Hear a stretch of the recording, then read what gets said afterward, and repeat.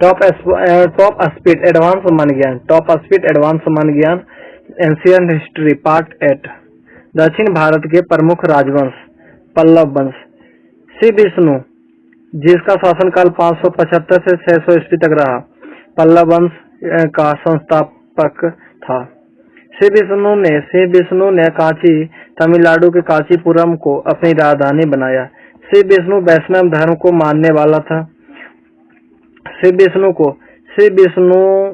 पोतरायन और अवनी सिंह भी कहा जाता था। किरातार्जुनीयम के लेखक भारवी सिंह विष्णु के दरबार में रहते थे। श्री विष्णु ने मलय, कलभरों, चोल, मालव, पांड्य, सिंहल राजा और केरलों को पराजित किया था। पल्लव वंश में प्रशासन की सर्वा राजा होता था। राजा की सहायता के लिए एक मंत्री परिषद थी जिसे रहस्यदिकादास कहा जाता था। पल्लव वंश में संस्कृत भाषा को शाही संरक्षक प्राप्त था। महेंद्र वर्मन ने मतविलास प्रहसन की रचना की थी। पल्लवों के समय में कांची ज्ञान व शिक्षा का प्रसिद्ध केंद्र था। महेंद्र वर्मन जैन धर्म का अनुयायी था। पल्लव वंश के प्रमुख शासक महेंद्र वर्मन प्रथम 600 से 630 ईस्वी तक, नरसिंह वर्मन प्रथम 630 से 668 ईस्वी के बीच, महेंद्र वर्मन द्वितीय 668 से 670 ईस्वी तक शासन किया। परमेश्वर वर्मन प्रथम 670 से 680 तक शासन किया। फिर नरसिंह वर्मन द्वितीय 704 से 728 ईस्वी तक शासन किया। नंदी वर्मन द्वितीय 731 से 795 ईस्वी तक शासन किया। अपराजित 879 से 897 ईस्वी तक शासन किया। ये सब प्रमुख शासक का नाम है। कांची का कैलाशनाथ मंदिर और सप्त पेगोड़ा के प्रसिद्ध सौर मंदिर पल्लवों के शासनकाल में ही बना। पल्लव राजा नरसिंह वर्मन प्रथम ने महाबलीपुरम के एकात्म मंदिर, जिन्हें रथ मंदिर कहा गया, का निर्माण करवाया था। रथ मंदिर में सबसे छोटा द्रौपदी रथ है। इसमें किसी प्रकार का अलंकरण नहीं मिलता है। अरबों के भारत पर आक्रमण के समय नरसिंह वर्मन द्वितीय पल्लवों का शासक था। नरसिंह वर्मन प्रथम ने पुलिकेशिन द्वितीय को हराकर महामल्ल और बतापी को जीतने वाला की उपाधि धारण की थी। नरसिंह वर्मन द्वितीय ने राजा सिंह यानी राजाओं में सिंह, शंकर भक्त और अगम प्रिय यानी शस्त्रों का प्रेमी की उपाधि धारण की थी। नरसिंह वर्मन द्वितीय ने कई मंदिरों का निर्माण करवाया था, जिनमें प्रमुख हैं कांची का कैलाशनाथ मंदिर, जिसे सिद्धेश्वर मंदिर भी कहा जाता है, और महाबलीपुरम मंदिर। कांची के कैलाशनाथ मंदिर के निर्माण से भारत में द्रविड़ स्थापत्य कला की शुरुआत हुई। महाबलीपुरम में सौर मंदिर का उदाहरण है। प्रसिद्ध विद्वान दंडी नरसिंह वर्मन द्वितीय के दरबार में रहते थे। दंडी की प्रसिद्ध रचना 10 कुमार चरित्र है। कांची के पंडित बतस्यायन ने न्याय भाष्य की रचना की थी।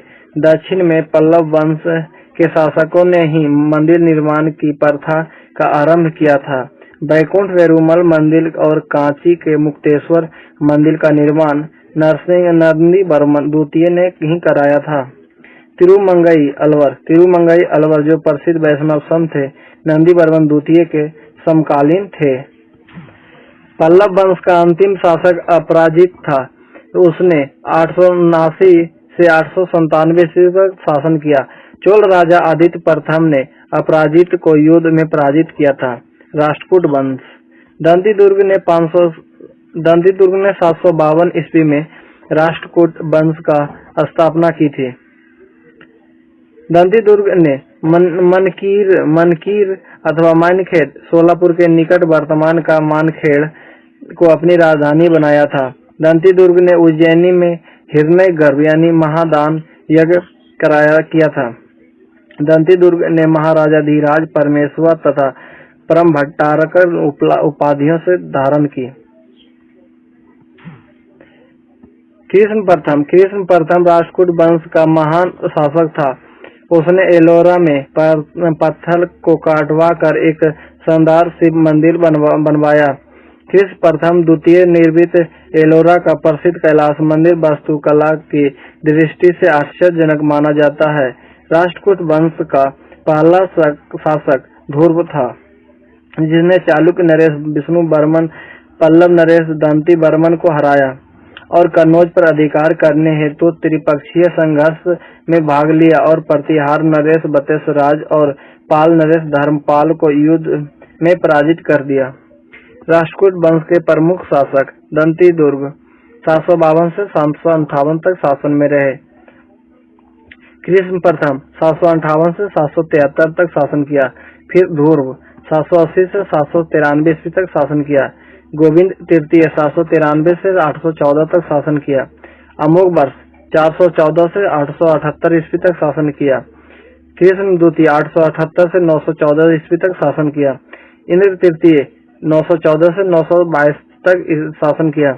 कृष्ण तृतीय 939 से 968 ईस्वी तक शासन किया। खोत्रिग 968 से 972 ईस्वी तक शासन किया। कर्क द्वितीय 972 से 973 तक शासन में रहा।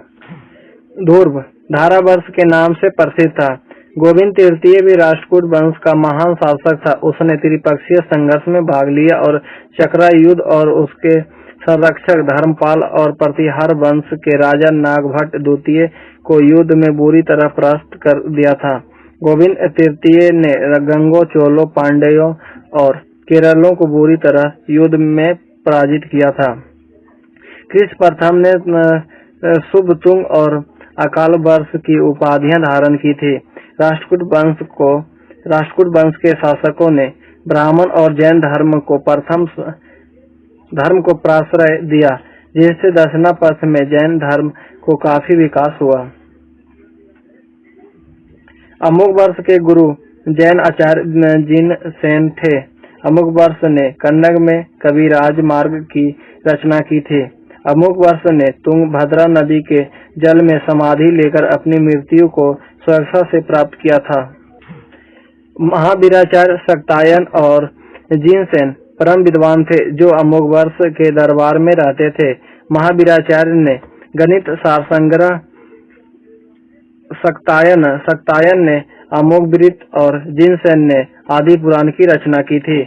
अरब देश का अलमसूदी इंद्र तृतीय के दरबार में आया था, जिसने तत्कालीन राष्ट्रकूट शासकों को भारत का सर्वश्रेष्ठ शासक कहा था। कृष्ण तृतीय राष्ट्रकूट वंश का अंतिम महान शासक था। इसके दरबार में कन्नड़ भाषा के विद्वान कवि पौन रहते थे। राजकवि पौन ने शांति पुराण की रचना की थी। राष्ट्रकूटों ने कन्नड़ भाषा तथा साहित्य को राजकीय संरक्षण प्रदान किया था। एलोरा तथा एलिफेंटा यानी महाराष्ट्र गुहा मंदिरों का निर्माण राष्ट्रकूट शासकों के काल में ही हुआ था। एलोरा में 34 शैलकृत गुफाओं में से गुफा संख्या 1 से 12 तक बौद्धों, गुफा संख्या 13 से 20 तक हिंदुओं और गुफा संख्या 30 से 34 तक जैनों की गुफाएं हैं। फ्रांसीसी यात्री थेविनेट ने 17वीं शताब्दी ईस्वी में एलोरा गुफाओं का सर्वप्रथम उल्लेख किया था। राष्ट्रकूट जैन धर्म के उपासक होने के साथ साथ शैव, वैष्णव, शाक्त संप्रदायों के भी उपासक थे। राष्ट्रकूट शासकों ने अपने शासन क्षेत्र में मुसलमान व्यापारियों को बसने व इस्लाम धर्म का प्रचार करने की इजाजत प्रदान की थी। कृष्ण तृतीय इस वंश का अंतिम महान सम्राट था। कर्क द्वितीय राष्ट्रकूट वंश का अंतिम शासक था। 973 ईस्वी में कल्याणी के चालुक्य राजा तेलव द्वितीय ने कर्क द्वितीय को युद्ध में पराजित कर राष्ट्रकूट वंश का अंत कर दिया और चालुक्य वंश की नींव डाली। चालुक्य वंश यानी कल्याणी। चालुक्य वंशों की 3 प्रमुख शाखाएं थी: कल्याणी के चालुक्य, वातापी के चालुक्य और बेंगी के चालुक्य। जिन चालुक्य वंशी राजाओं ने हैदराबाद राज्य स्थित कल्याण अथवा कल्याणपुर को अपनी राजधानी बनाया, उन्हें कल्याणी का चालुक्य कहा गया। कल्याणी के चालुक्य वंश की स्थापना तैलव द्वितीय ने की थी। तैलव द्वितीय ने मानखेड़ को अपनी राजधानी बनाया था। कल्याणी के चालुक्य वंशीय नरेश कला प्रेमी थे। उनके शासनकाल में बने भवनों में चिकने काले पत्थरों का बहुआयत में प्रयोग किया गया था। धरवर जिले में स्थित लकुंडी का काशी विश्वेश्वर का मंदिर एवं इतगी का महादेव का मंदिर स्थापत्य कला के सुंदर उदाहरण है। चालुक्य वंश यानी कल्याणी के प्रमुख शासक तैलव प्रथम, तैलव द्वितीय, विक्रमादित्य, जयसिंह, सोमेश्वर प्रथम, सोमेश्वर द्वितीय, विक्रमादित्य षष्ठ, सोमेश्वर तृतीय, तैलव तृतीय और सत्याग्रह थे। विक्रमादित्य षष्ठ कल्याणी के चालुक्य वंश का सर्वाधिक प्रतापी शासक था। विक्रमादित्य षष्ठ के दरबारी कवि थे प्रसिद्ध कश्मीरी कवि बिल्हन, जिसने विक्रमांक देवचरित नामक ग्रंथ लिखकर विक्रमांक षष्ठ कीर्ति एवं यश को फैलाया। विक्रमांक षष्ठ के दरबार में एक अन्य अमूल्य विद्वान रत्न थे विज्ञानेश्वर, जिन्होंने हिंदू कानून की प्रसिद्ध पुस्तक मिताक्षरा की रचना की थी। विक्रमादित्य षष्ठ सफल शासक और विजेता होने के साथ साथ विद्वानों कवियों का संरक्षक और आश्रयदाता था। तैलव तृतीय कल्याणी के चालुक्य वंश का अंतिम राजा था। 1076 ईस्वी में विक्रमादित्य षष्ठ ने चालुक्य विक्रम काल नामक संवत की स्थापना की। 1090 ईस्वी में होयसल और यादव वंश ने कल्याणी के चालुक्य वंश का अंत कर दिया था। चालुक्य वंश या बतापी जयसिंह बतापी के चालुक्य वंश का संस्थापक था। उसने बतापी या बादामी को अपनी राजधानी बनाया था।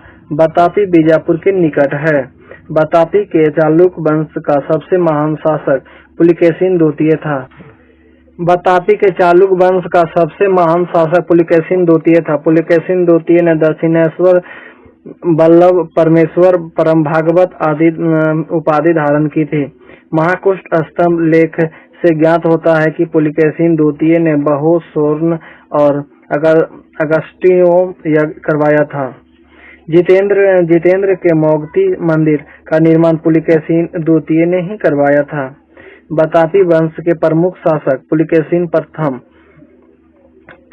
कीर्तिवर्मन प्रथम, पुलकेशिन द्वितीय, विजयादित्य, मंगलेश, विक्रमादित्य, कीर्तिवर्मन द्वितीय। कन्नौज के राजा हर्षवर्धन को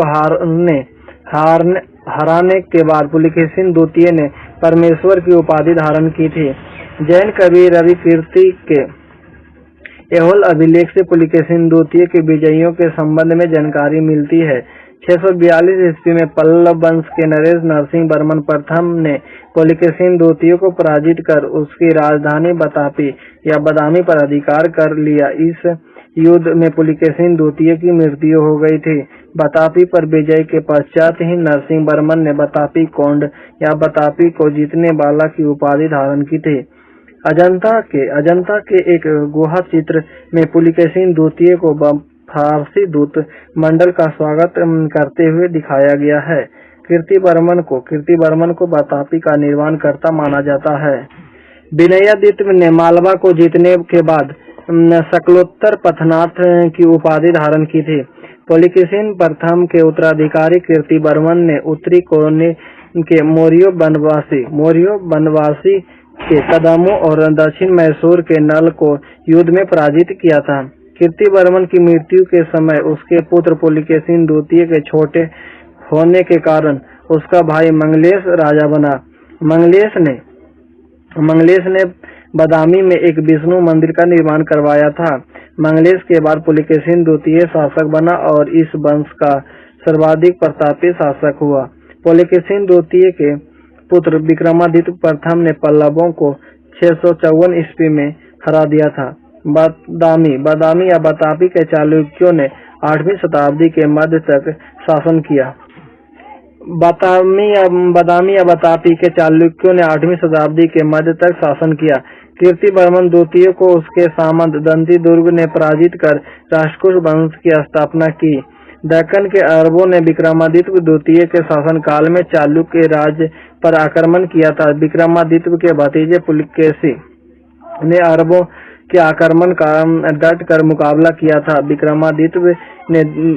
विक्रमादित्य द्वितीय ने पुलकेशी की सफलता पर उसे अबनीज नासरय की उपाधि प्रदान की थी। विक्रमादित्य की पहली रानी लोकमहा देवी पटद काल में विरूपाक्ष महादेव मंदिर तथा उसकी दूसरी रानी त्रिलोक्य देवी त्रिलोकेश्वर मंदिर का निर्माण करवाई थी। पुलकेशिन द्वितीय के सामंत गंगराज दुर्विनीत ने शब्दावतार नामक व्याकरण ग्रंथ की रचना की थी। चालुक्य वंश के राजा ब्राह्मण धर्म के अनुयायी थे और विष्णु उनके कुल देवता थे। चालुक्य वंश या बेंगी विष्णुवर्धन बेंगी के चालुक्य वंश का संस्थापक था। विष्णुवर्धन की राजधानी बेंगी या आंध्र प्रदेश थी। बेंगी के चालुक्य वंश के प्रमुख शासक हुए जयसिंह प्रथम, इंद्रवर्धन, विष्णुवर्धन द्वितीय, जयसिंह द्वितीय, विष्णुवर्धन तृतीय। विजयादित्य तृतीय इस वंश का सबसे प्रतापी शासक था। इसके सेनापति का नाम पंडरंग था। विजयादित्य की पहली पत्नी लोकमाया प्रसिद्ध विरूपाक्ष मंदिर बनवाई और दूसरी रानी विरूपाक्ष मंदिर के पास ही त्रिलोकेश्वर नामक भव्य मंदिर का निर्माण करवाई थी। विजयादित्य ने सिंहासन पर बैठने के साथ ही पल्लवों को पराजित कर दिया था।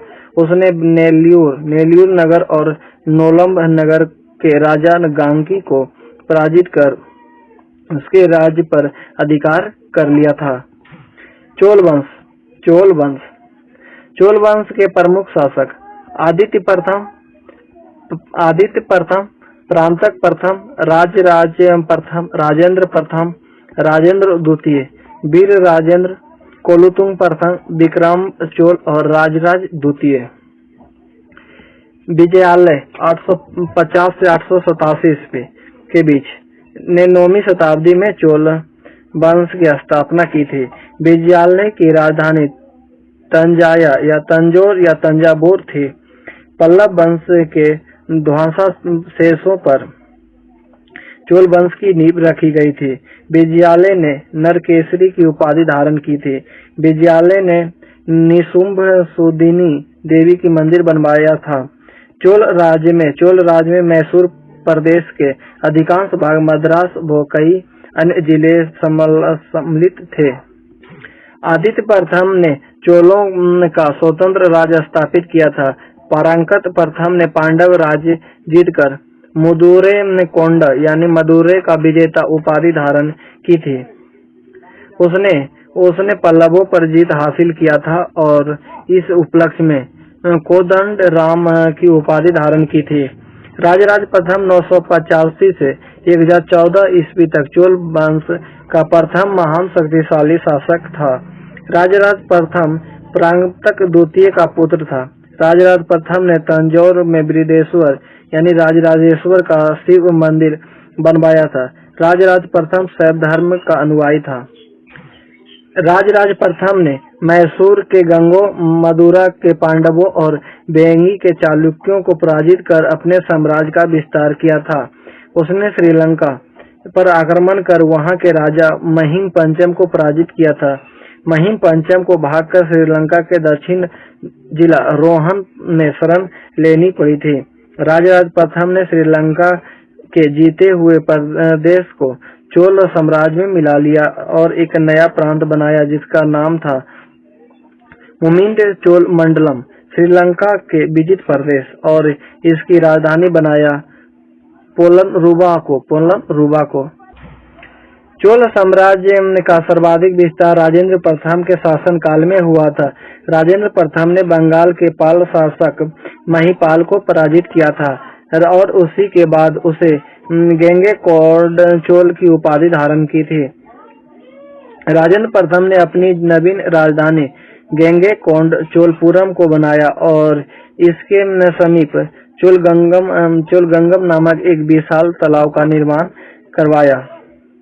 राजेंद्र प्रथम गजनी के सुल्तान महमूद का समकालीन था। राजेंद्र प्रथम ने संपूर्ण श्रीलंका को विजित कर अपने साम्राज्य में मिला लिया था। तिरुवालगाडु एवं तंजौर अभिलेख से राजेंद्र प्रथम के विषय में विस्तृत जानकारी मिलती है। राजेंद्र प्रथम ने मुदीकोंड, कुदारकोंड, गंगईकोंड और पंडित चोल की उपाधि धारण की थी। राजेंद्र द्वितीय ने प्रकेसरी की भी उपाधि धारण की थी। वीर राजेंद्र ने राजकेसरी की उपाधि धारण की थी। चोल प्रशासन के उच्च पदाधिकारी को पेरुनंद्र कहा जाता था और निम्न श्रेणी के पदाधिकारी को सेरुनंद्र कहा जाता था। चोल काल में विभिन्न प्रकार के भूमि। शाला भोग भूमि विद्यालय के रखरखाव की भूमि होता था। पल्ली चंदनम जैन संस्थाओं को दान स्वरूप दी गई भूमि। ब्रह्मादेव उपहार रूप में ब्राह्मणों को दी गई भूमि।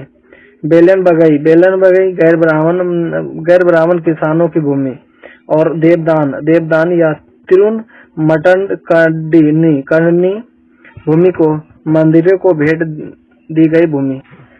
चोल वंश का अंतिम शासक राजेंद्र तृतीय था। जयकेश प्रथम ने चोलों एवं पश्चिमी चालुक्य के मध्य शांति स्थापित करवाई थी। जयकेश प्रथम गोवा के कदंब का राजा था। विक्रम चोल ने चिदम्बरम मंदिर का जीर्णोद्धार करवाया था, पर इसके लिए उसने अकालग्रस्त जनता से राजस्व की वसूली कड़ाई से करवाई थी। कोलुतुंग प्रथम ने चिदम्बरम मंदिर में विराजमान विष्णु यानी गोविंद राज की मूर्ति को समुद्र में फेंकवा दिया था। बाद में वैष्णव आचार्य रामानुजाचार्य ने उस मूर्ति को तिरुपति के मंदिर में प्राण प्रतिष्ठित करवाया। चोलकालीन शासक शैव धर्म के अनुयायी थे। चोलकालीन शासन में शैव मत के अलावा वैष्णव, बौद्ध एवं जैन संप्रदाय भी प्रचलित थे। चोल साम्राज्य 6 प्रांतों में विभक्त थे। प्रांत को मंडलम कहा जाता था। मंडलम को कोट्टम यानी कश्मीरी में था और कोट्टम कश्मीरी को नाडु जिलों में और नाडु को कुर्रम यानी ग्राम समूहों में बांटा जाता था। नाडु की स्थानीय सभा को नाटूर तथा नगर की स्थानीय सभा को नगरतार कहा जाता था। चोल प्रशासन की मुख्य विशेषता स्थानीय स्वशासन थी। आम जनता की सीमित उर कहलाती थी। आम जनता की समिति उर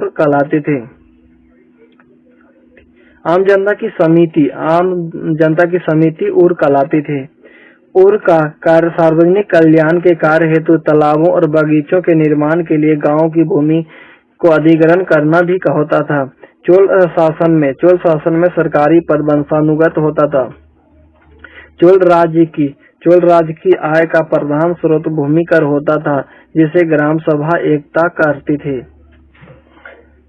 सभा और महासभा अग्रहारों और ब्राह्मणों की सभा होती थी। इसके सदस्यों को पेरुमक्कल कहा जाता था। व्यापारियों की सभा नगरम कहलाती थी। चोल कला में भूमि कर उपज का 1/3 होता था। गांवों में कार्य समिति के कर्मचारी होते थे जो मध्यस्थ कहलाते थे। चोल काल में धान आम वस्तुओं के आदान प्रदान का माध्यम होता था। बगान समिति सड़कों की देखभाल करती थी। चोल काल में सोने के सिक्के को कासू कहते थे। चोल प्रशासन में 3 प्रकार की ग्राम सभाएं थी, उर, महासभा और नगरम। चोल काल में ब्राह्मणों को कर मुक्त भूमि प्रदान की जाती थी, जिसे चतुर्वेदी मंगलम कहते थे, और जिस भूमि को दान स्वरूप दिया जाता था उसे ब्रह्मादेव कहा जाता था। चोलों की राजधानी कालक्रम के अनुसार इस प्रकार थी: उरेयू, तंजौर, गंगकोंड, चोलपुरम एवं काशी। चोल साम्राज्य में सेना का सबसे संगठित अंग पदाति सेना था। चोल शासन में बहुत बड़ा गांव जिसे एक इकाई के रूप में शासित किया जाता था उसे तनियर कहा जाता था। चोल काल के व्यापारिक समूह का नाम बलिंजियार, मणिग्रामियम और नानादेशी था। चोल काल में विष्णु के उपासक अलवार कहलाते थे और चोल काल में शिव के उपासक को नैनार संत कहलाते थे। चोल काल में 10वीं शताब्दी का सर्वाधिक महत्वपूर्ण बंदरगाह था कावेरीपट्टनम। तमिल कवि जयंतगोदर कुलोत्तुंग प्रथम के दरबार का राजकवि था। उसकी प्रसिद्ध रचना कलिंग तुपर्णी था। तमिल साहित्य के त्रिरत्न कहलाते थे पुंगलेंदी, कंबन और ओट्टाकुट्टन। कन्नड़ साहित्य के त्रिरत्न कहलाते थे पौन, रत्न एवं पंप। चोल शासक राजेंद्र प्रथम के गुरु थे शैव संत ईशान शिव पंडित। परांतक प्रथम के शासनकाल से संबंधित उत्तर मेरू शिलालेख से तत्कालीन सभा संस्था व शासन का विस्तृत वर्णन मिलता है। उत्तर मेरू अभिलेख में उल्लेखित सभा की सदस्यता हेतु अनिवार्यता। प्रथम, जिस भूमि से भू राजस्व वसूला जाता हो वैसी भूमि को इच्छुक स्वामी को ही सभा का सदस्य दी जाती थी। उत्तर मेरू अभिलेख में उल्लेखित सभा की सदस्यता हेतु अनिवार्यता। प्रथम अभिलेख, जिस भूमि से भू राजस्व वसूला जाता था वैसी भूमि को इच्छुक स्वामी को ही सभा की सदस्यता दी जाएगी। द्वितीय, सदस्यता के इच्छुक व्यक्ति की उम्र अवस्था 35 से 70 के बीच होनी चाहिए। तृतीय, अपना घर होनी चाहिए। चतुर्थ में वेदों का ज्ञान होना चाहिए। पंचम, ईमानदार होना चाहिए। छठम, प्रशासनिक मामलों की समझ होनी चाहिए। सप्तम, चरित्रमान व संस्कारी होनी चाहिए। आठम, 3 वर्षों तक किसी समिति के सदस्य रहे व्यक्ति को ही अन्य समिति के सदस्यता नहीं दी जा सकती। नवम यानी अपने या अपने संबंधियों के खाते जमा करा चुके व्यक्ति या सदस्य ही चुनाव लड़ने के अधिकार हो पाएंगे। नोट, बृहदेश्वर मंदिर के विमान को पारसी ब्राउन ने वास्तविक वास्तुकला का निकष कहा। चोलकालीन नटराज प्रतिमा को चोल कला का सांस्कृतिक सार यानी निचोड़ माना जाता है। तंजौर का राजराजेश्वर मंदिर यानी 13 मंजिल ऊंचा था। उसके शिखर का वजन 20 टन था। एरावतेश्वर मंदिर, कंपहरेश्वर मंदिर, राजराजेश्वर मंदिर और अन्य प्रसिद्ध मंदिरों का निर्माण चोल कला में ही हुआ था। चोलकालीन समाज ब्राह्मण और अब्राह्मण इन 2 वर्गों में बांटा था। क्षत्रिय और वैश्य वर्ग का विभाजन इस काल में नहीं था। चोल काल में दास और देवदासी प्रथा प्रचलित थी। चोल काल में सर्वाधिक सुंदर कांस्य मूर्तियों में नटराज शिव मूर्ति मानी जाती है। चोलों की भूमि माप की इकाई बेली थी। अछूतों को इस काल में प्रया कहा जाता था। मठों की दी जाने वाली भूमि पड़ापुर कहलाती थी। आधुनिक भारत की पंचायती राज व्यवस्था चोलों की साम्राज्य व्यवस्था से प्रेरित है। चोलों की सेना में अधिकांश अरबी घोड़े थे। चोल वंश का अंतिम शासक राजेंद्र तृतीय था। राजेंद्र तृतीय को पांडव शासकों ने पराजित कर चोल वंश का अंत कर दिया था। पांडव वंश। नेडुजेलियन पांडव वंश का प्रथम प्रसिद्ध व प्रभावी शासक था। इस वंश के राजधानी मदुरै थी। पांडव राज्य को हैंसोंग ने मालकूट नाम दिया था।